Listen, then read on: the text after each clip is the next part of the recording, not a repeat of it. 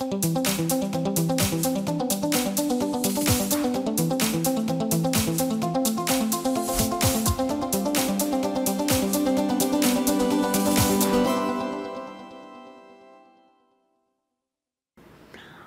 alunos da terceira série do ensino médio, sejam bem-vindos a mais uma aula de artes. Eu sou a professora Arlene Azulay e vou acompanhá-los nesta aula. Vamos ver o que temos de conteúdo nesta aula? Bem, a nossa aula é a 21 e hoje nós temos revisão e avaliação da unidade 3. E vamos dar início à nossa revisão.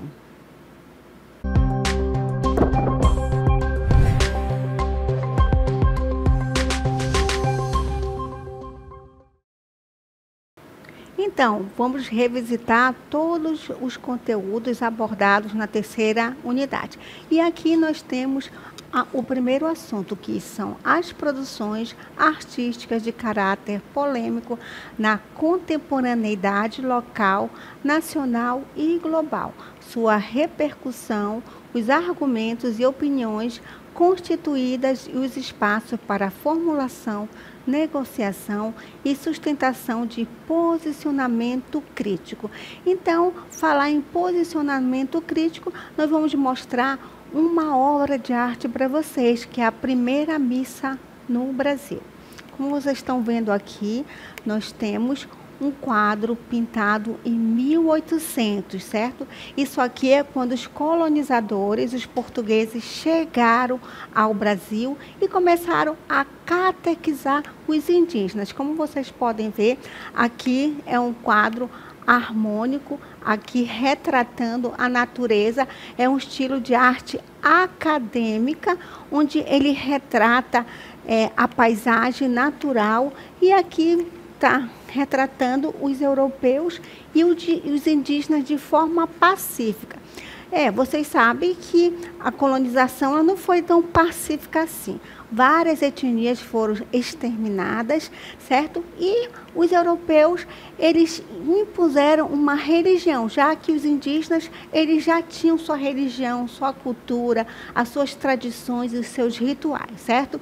Então, no Brasil, há uma diversidade de povos indígenas e cada um possui suas tradições, lendas e aspectos culturais. A cultura indígena, muitas vezes representada através da arte, como vocês viram na imagem, faz parte da história do país desde antes da colonização. Ou seja, eles já tinham toda a sua tradição, toda a sua cultura, certo? E chegaram aqui os portugueses, certo? Com a sua cultura, com as suas músicas, com as suas danças, com a sua religião, certo?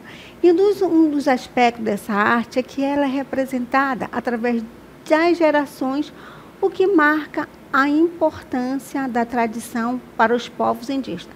E muitas etnias até hoje mantêm essa tradição, certo? Mesmo com a colonização. Várias etnias foram extintas desde a época da colonização, mas muito mantêm as suas tradições, a sua música, as suas danças, os seus rituais e principalmente a sua arte. Vamos falar agora sobre definição e importância dos gêneros e estilos artísticos. Vamos falar então sobre a pintura, certo? Algumas pinturas. A pintura é uma técnica antiga de aplicação de cor a uma superfície. Pode ser um papel, uma pedra, uma parede, o próprio corpo ou qualquer lugar que o pintor deseja.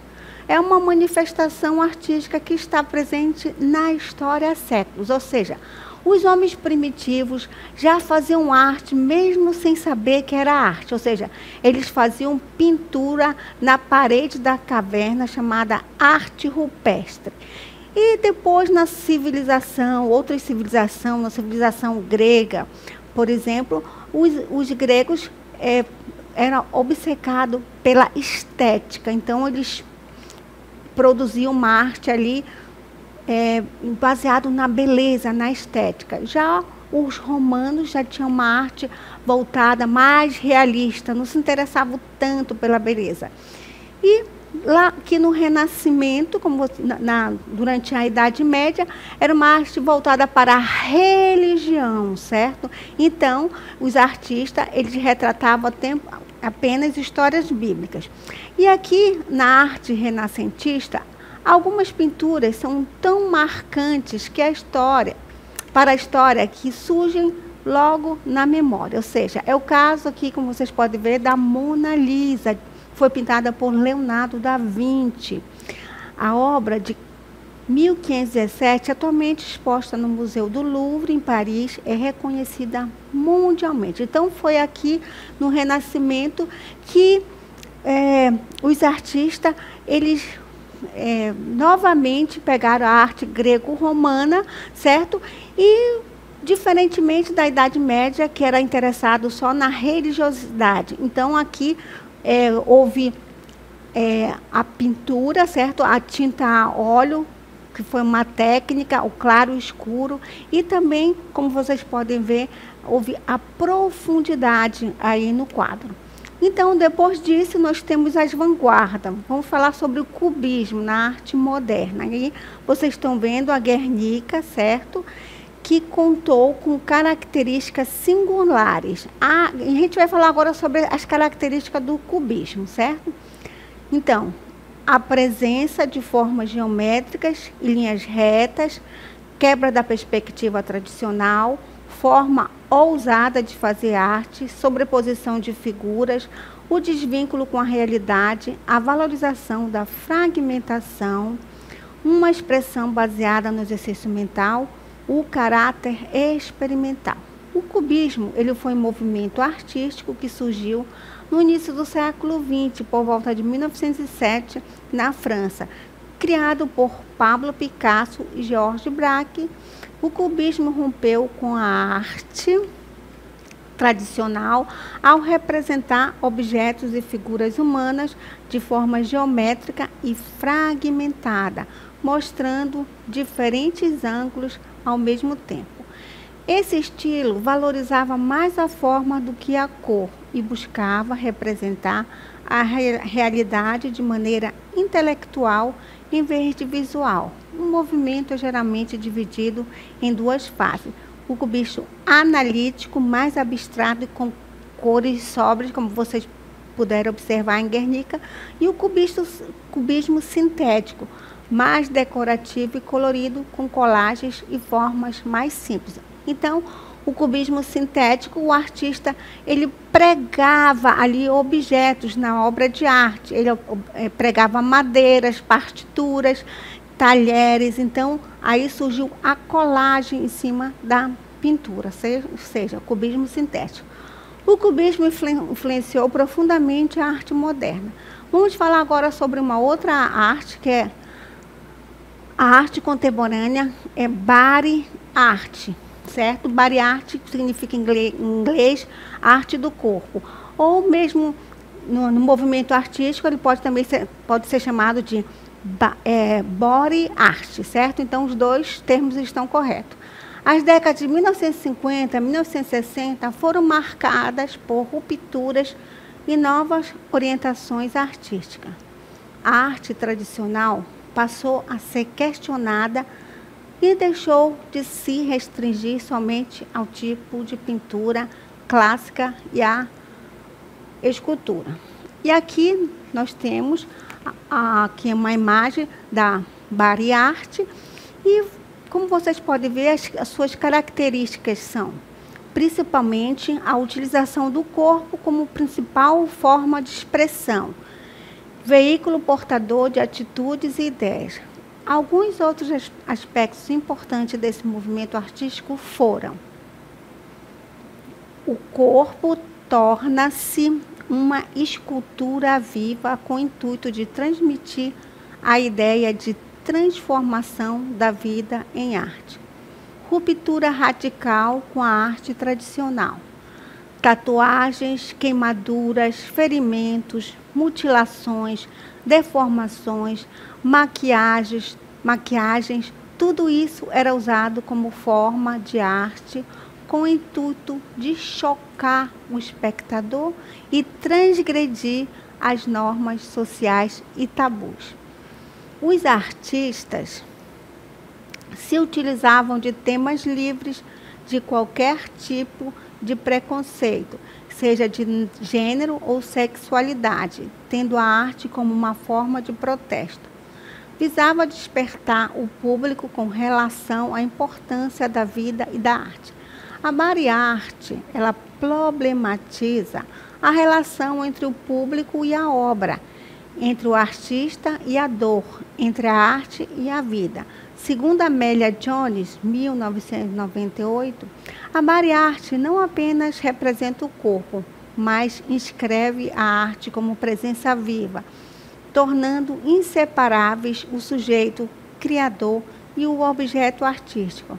Ela afirma que a arte do corpo desafia o espectador a confrontar sua própria corporaneidade e seus limites éticos diante do outro. E agora vamos falar sobre um outro movimento artístico, a arte povera. A arte povera surgiu na Itália em meados do ano de 1960, definida como um movimento artístico de vanguarda. Ela é considerada uma das correntes artísticas mais importantes da Europa no século XX. Foi criada com o propósito de provocar reflexão sobre a estética das obras de arte em geral. As obras no estilo da arte povera são consideradas efêmeras, ou seja, passageiras, e dotadas de criatividade. O movimento artístico desenvolveu-se ao longo da década de 1970, período em que os artistas voltaram a sua atenção para as temáticas da natureza e seus derivados, rompendo com processos industriais e revelando a sua crítica ao empobrecimento de uma sociedade guiada pelo acúmulo de riquezas materiais. Mais uma vez, observe aqui a arte povera e vamos às características. Vamos lá, crítica à sociedade de consumo, capitalismo e processos industriais. Crítica à comercialização do objeto artístico, oposição ao modernismo pop art, racionalismo científico e minimalismo. Arte antiformalista que se aproxima de algumas vanguardas europeias, tais quais o surrealismo e o dadaísmo. Utilização de materiais simples e naturais, sucatas, papel vegetal, terra, metal, comida, semente, areia, pedra, tecido, etc. Criatividade, espontaneidade, efemeridade e materialidade da arte. Valores pobres e marginais. Contraste do novo e do velho. Temáticas da natureza e do cotidiano. E vamos agora entrar em um outro assunto. Então, vamos falar sobre aproximação social por meio das linguagens artísticas criadas individualmente ou colaborativamente que promovam intervenções para o bem comum. E projetos artísticos colaborativos, como murais comunitários, apresentações de rua, oficinas culturais e ações performáticas, têm o poder de mobilizar comunidades, dar voz a quem muitas vezes é silenciado e provocar reflexões sobre questões sociais urgentes como desigualdade, racismo, meio ambiente e direitos humanos. As criações individuais, quando compartilhadas em espaços públicos ou digitais, também podem inspirar outras pessoas, despertando empatia e consciência social. A arte sempre foi uma poderosa ferramenta de expressão, reflexão e transformação social, por meio das diversas linguagens artísticas, como a pintura, a música, o teatro, a dança, a literatura e o grafite. É possível criar pontes entre diferentes grupos, promovendo o diálogo, o respeito, a diversidade e o senso de pertencimento. E agora vamos falar sobre a arte como agente de transformação social. Então, aqui esse grafismo Olhares da Paz, ou Mural Etnia, foi produzido no Rio de Janeiro em 2016, durante as Olimpíadas. Então, ele tem um tamanho de 3.000 metros quadrados, um dos maiores murais do mundo, e ano de criação foi durante os Jogos Olímpicos em 2016. Qual a mensagem social? Diversidade, paz e união entre os povos. O mural retrata os rostos de 5 indígenas de diferentes continentes, representando as etnias dos 5 anéis olímpicos. Aí tem as etnias Uli, Mursi, Kaisin, Supai e Tchequim, certo? Cada um representando um continente, certo? Vamos ver o significado e impacto social. Denuncia o pagamento cultural e a marginalização de povos originários, valoriza a diversidade étnica e cultural como riqueza da humanidade. Transmite uma mensagem de paz e respeito entre as nações e culturas, usa a arte urbana para ocupar o espaço público, consciência social e beleza estética. O mural Etnia transmite uma poderosa mensagem de respeito à diversidade cultural e à ancestralidade dos povos. Eduardo Cobra buscou mostrar que, apesar das diferenças étnicas e culturais, todos fazem parte de todos fazem parte de uma só humanidade. A escolha de rostos indígenas e tradicionais também é um lembrete de importância de preservar essas culturas, muitas vezes marginalizadas ou ameaçadas. Essas manifestações artísticas não apenas embelezam os espaços, mas cumprem uma função ética e social. Elas convidam ao diálogo, à escuta e à construção de uma sociedade mais justa, inclusa e empática. Quando um grupo se une para criar algo com significado coletivo, nasce ali uma forma de pertencimento e cooperação que fortalece os laços sociais. A arte, quando usada com sensibilidade, respeito e intenção coletiva, não é apenas expressão, é ação. E quando essa ação é voltada para o bem comum, ela se torna uma poderosa forma de aproximação social e transformação real. Vamos agora mostrar para vocês a relação da arte com temas atuais, meio ambiente, direitos humanos e cultura. A arte, nesse contexto, torna-se um instrumento de resistência e transformação. Ela denuncia a violência contra os povos da floresta, o desmatamento, a exploração predatória e a desigualdade social. Ao mesmo tempo, propõe caminhos para o consumo mais responsável, o respeito à diversidade cultural e a construção de uma convivência mais harmônica entre ser humano e natureza. Expressões artísticas amazônicas, individuais e coletivas. Então, artistas, artesãos e coletivos amazônicos têm usado diferentes meios como pintura, escultura, arte digital, performance e instalações para expressar sua visão de mundo e questionar temas como desmatamento, identidade, colonização e sustentabilidade. Ao mesmo tempo em que é profundamente enraizada no território, a arte amazônica tem conquistado espaços em galerias, bienais e eventos culturais de alcance nacional e internacional. Esse processo criativo está profundamente ligado aos direitos humanos, pois muitas dessas obras denunciam violações sofridas por comunidades indígenas, ribeirinhas, quilombolas e populações urbanas marginalizadas. Ao mesmo tempo, promovem a valorização das culturas originárias e o respeito à diversidade.